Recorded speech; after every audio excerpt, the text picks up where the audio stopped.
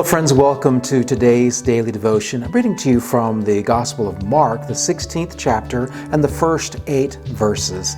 Hear now these words. When the Sabbath was over, Mary Magdalene and Mary, the mother of James, and Salome brought spices so that they might go early and anoint Jesus' body. And very early on the first day of the week, when the sun had risen, they went to the tomb.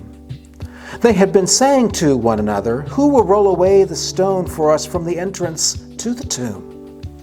And when they looked up, they saw that the stone, which was very large, had already been rolled back from the tomb. As they entered the tomb, they saw a young man dressed in a white robe sitting on the right side, and they were alarmed. But he said to them, "Do not be alarmed. You are looking for Jesus of Nazareth, who was crucified. He has been raised. He is not here. Look, here is the place they laid him, but go, tell his disciples and Peter that he is going ahead of you to Galilee. There you will see him, just as he told you." So they went out and fled from the tomb, for terror and amazement had seized them, and they said nothing to anyone, for they were afraid.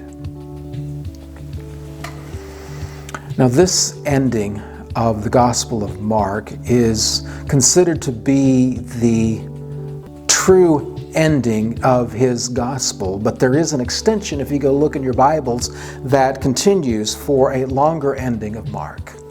And the reason that the longer ending of Mark is not necessarily considered to be biblical is because the earliest manuscripts that we have of Mark's gospel don't have that longer ending. And biblical scholars have often wondered about this ending for Mark because there are two major concerns. Number one is it ends so abruptly.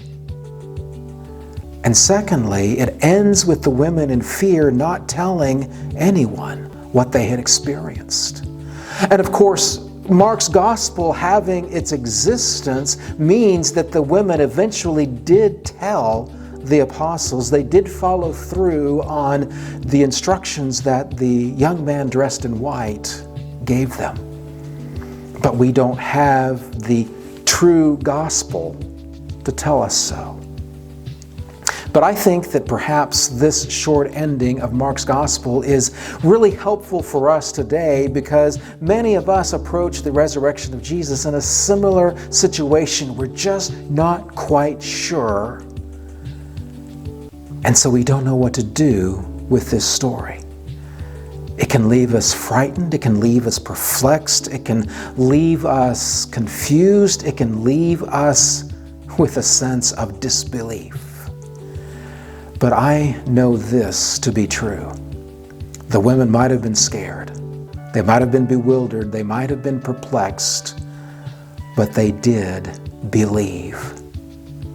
And I think we should believe as well. And I'll see you tomorrow for another daily devotion.